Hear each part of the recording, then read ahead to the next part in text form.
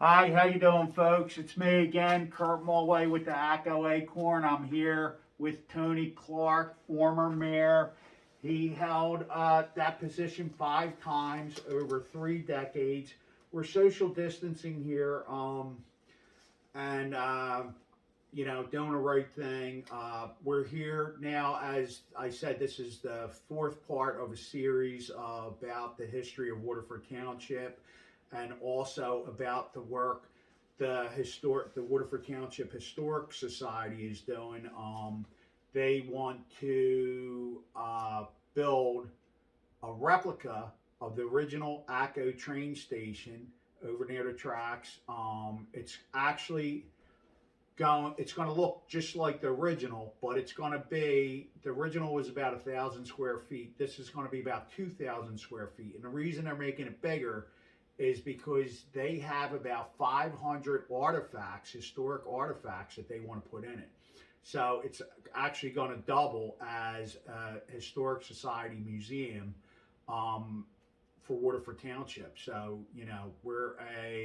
how old's Waterford Township? 1694. 1694. So, I mean, it's centuries old town. So there's a lot of history here. And this gem of a man has all that up in his head, which is great. So, we're glad that he's here and willing to do this. And so, as an overview, can you tell us, if people want to contribute, where to this train station, this replica train station? And I'm going to say something special on that. We call it, for this purpose, since it used to be a passenger line, you actually used the phrase railroad or railway station. Okay. See, train station was usually where freights go. Ah, so okay. that was a little clue. That's right. Right now you know, and we'll see There's a who's been difference. paying attention. There's a difference. Okay. But it's going to be a railway station. With the Waterford Township Historical Society,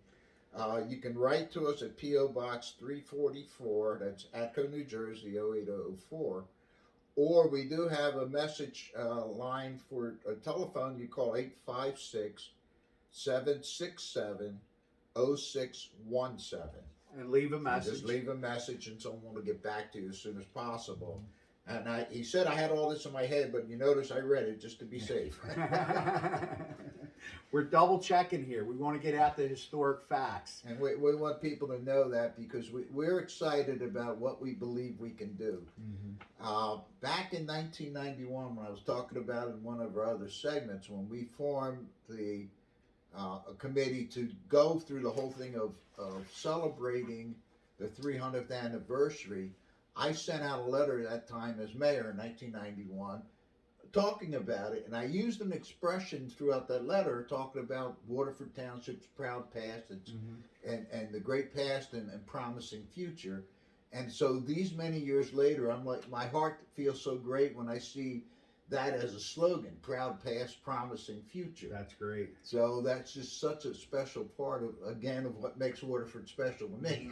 Yeah, that's really nice. But in doing that, our goal now is, yes, we have like 500 items. So what we'd like to do is have a place to display it, but not all 500 at once. We'd like to do a rotating display. Okay. For example, we have a lot of fire history stuff, which would say in October, when it's fire prevention time, we would set up a display of fire history and fire equipment and things like that. The last time before the pandemic, when we were visiting the school, we took telephones. It's funny when we take so much for granted with cell phones, but you're younger than me, but I went through that when you only had the one phone hanging on the wall. Well, I grew up, and it was a party line. Yeah. I was actually when the cell phones actually really started becoming popular, when everybody started getting. I remember I was actually 30 years old, so I remember carrying a so-called phone in a bag, and you put the antenna on the top of your car and you call. And I remember calling my wife just to say, "You don't believe it, I'm calling from the car." Yeah. But one of the things, for example, we have a desktop payphone. Desktop payphone, which we think, I guess, a company had it so that if they had salespeople who were coming in, I guess if you want to use my phone, you put a gotta quarter pay. in, and it was a quarter. Okay. And when you think about that, that was very expensive because Back phones then. back then were only a nickel to make a phone call. Yeah, I remember when they were a dime. All right, so we have that type, and then we have different types of phones, the old candlestick looking one, and things, stuff that you'd see only in the movies. Yeah.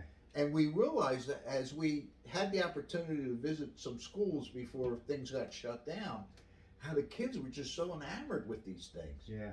You know, because we take it all for granted, Right. but think about it. Some of them never saw anything No. like that. They don't even know what a desktop phone is because now everything's cell phones. Yeah, that's true. And then you get, and we show them things like a cranberry scoop. Okay. All right, the things and the oyster scoops and things like that that the early people used around here. Various farming tools. I've got a thing for we have a thing that does a seed planting and all that, and it's just so unique. It's like a one wheel thing that you push, and that would be something we want to show people. Yeah. Early tools. Yeah. So because of all the things we have, and when you have a town right now, we're 327 years old, and America's only like 226. I mean, we're like 80 some years older than America. So when you think about that, that's a great thing that we want to share. And the way we can accomplish that is if we have a place where we can set up a display that rotates, so that I want people to come more than one time. Yeah. And in order to spend time there, we were talking about having a museum and learning center. So in other words, it'd be an area where we could give lectures or bring things out to explain them and so forth, just to make it a special experience. A multi-purpose, special experience. School kids can come, adults can come.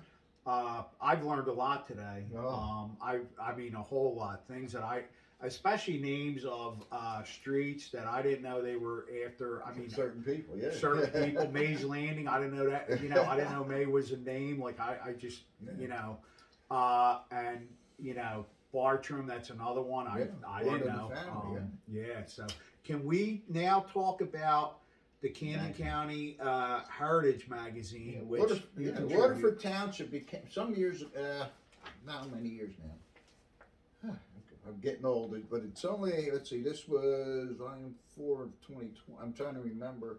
So about 2016, we formed what's known as the Camden County History Alliance, and that was when a number of historical societies came together and said, you know, we're all working in the county, each of us trying to do our thing. Let's get to know each other. So we started meeting in those days once a month. Now it's like every other month right now online. But basically, we started doing that, and then we published a book called Camden County Heritage. Okay. And each edition, we would take something as a theme. Like in the first one was just on the early schools. Right. And I had the chance to write. I usually do the articles for Waterford Township, so I wrote about our two-room school there, the old Atco school. Later, we wrote about teachers, and we wrote about various things in our history. In the spring of 2020, we had published this book that dealt with the issue on women of Camden County. And we had it all published. It was sent from the publisher. The day they came in was when the shutdown started for COVID. So these things sat at the county's building all these months. So now, in certain stores around town, or you can call us if you want to get a copy, and we'll figure out a way to get one to you. We're now been able to get those out of storage. And put them around, and we're working on an edition for this spring, or this coming fall. I can't say it's too late to do spring edition now, but by this fall to have a new book out. But it's just stories from around Camden County. For example, in this edition, we talked about some very special people of Waterford Township. One was Mary Lewis, who was one of the first kindergarten teachers who... I had her. You had her? Okay, we'll talk about her a little bit. And then also it talks about Mrs. Elvira Brady, who taught for like 50 years here. Wow. Just to help bring some when we talk about the women, we also honored our current superintendent because the Waterford schools had won a great award for being so improved, and we Nice. thought she deserved to have that. Nice. So that's the article that's in here now. We've talked about, at one time we did a story about the churches, and we talk about, in that story, the Methodist Church. We used to have what we call a Universalist church here, and had a real dynamic minister, and this is back in the 1800s now. Oh, okay. And unfortunately, he passed away. And when he passed away, the congregation fell apart. So then the church building became empty. The Methodist Church decided to buy the building and have it moved to them to be what we now know as the parsonage, where the pastor lives. Yeah. Well, they loaded it on equipment to move it. Of course, in those days, it was a dirt road. Yeah. So by the time they got to the intersection of Atco Avenue, it was so wet, it sunk. Oh, no. So the church that building sat there for about a week until the grounds were hard enough again that they could finally tow it and put it in its spot. Wow. So just That's a little when you yeah. start reading the things that happened. And then we show how every church, I said earlier, was deeded by him, and the original Presbyterian Church wasn't on the grounds where it is now. They moved there in 1920. Okay. Originally they set somewhere else, and there's still issues of what was their property. But finally, in 1920, they built the building. And they opened in 1921. So now this year they're celebrating the 100th anniversary of the building. Wow. Presbyterian Church, of course, was here for over 150 years. Right. But it's just part of that whole history of coming together. History. Yeah. So when you look at the Atco section, when you look at Waterford in its entirety, and you think about, well, up by Cherry Hill, we know today, Right. how much of that history. If you go to that Cold Cemetery, you see some of the early names of our township. We talk in our history, for example, most people didn't know that unfortunately, the first motor vehicle accident and the first motor vehicle fatality happened in Waterford Township. Really? See, Right. now these are things that, I mean, I've learned so much. There's so many firsts in Waterford Township, and I mean, it's just amazing the history and big things, big history. Like you said about the glass factory. And we actually had 3 glass plants at one point here in Waterford Township. You had the Atco, you had one in Waterford. Okay, and then of course Thomas Richards with they called it the Jackson Glass Works. So at one time you had 3 glass companies making different types of glass. One made medicine bottles, and one made beverage bottles and so forth. Right. And of course, the old Jackson Glass Works was doing the window glass, Right. And you said that he actually, in the earlier portion, actually made glass for the first World's Fair. Yeah, there was a building, the Crystal Palace, that was built there. They used 15,000 panels to construct this glass building. Right here, we made them Waterford Township. Shipped them by rail Jackson from here Township to New York City. Wow. That's the amazing. only unfortunate thing, we have photos, praise God, I gotta say it that way, because after the World's Fair ended, people used the building as a warehouse, storing stuff. No kidding. And unfortunately, it caught fire. Ah. And of course, the fire became so intense, basically the building melted over it. Right. So it's just a photo, and later we can provide some photos of it.